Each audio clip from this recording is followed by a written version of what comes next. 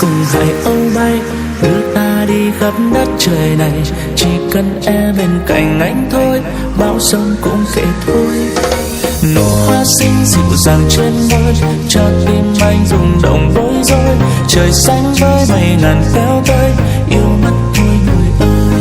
Nụ cười em như tia nắng xuân, em đêm mang theo hơi ấm.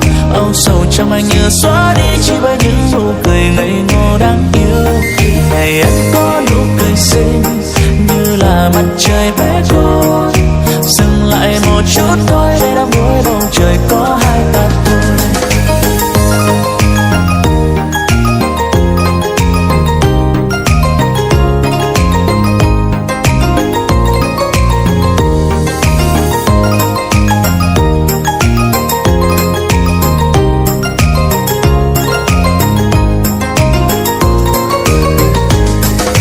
Đại dương xanh cùng hải âu đây, đưa ta đi khắp đất trời này.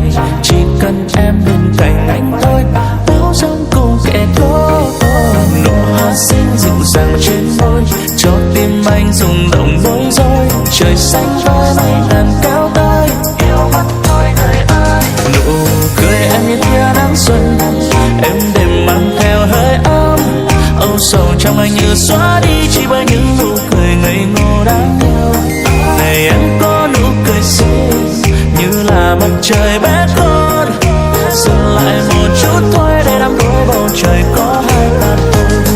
Nụ cười em như tia nắng xuân, em đêm mang theo hơi ấm. Âu sầu trong anh như xóa đi, chỉ bởi những nụ cười ngây ngô đáng yêu. Này em có nụ cười xinh như là mặt trời bé con. Dừng lại một chút thôi, để đắm đuối bầu trời có hai ta thôi.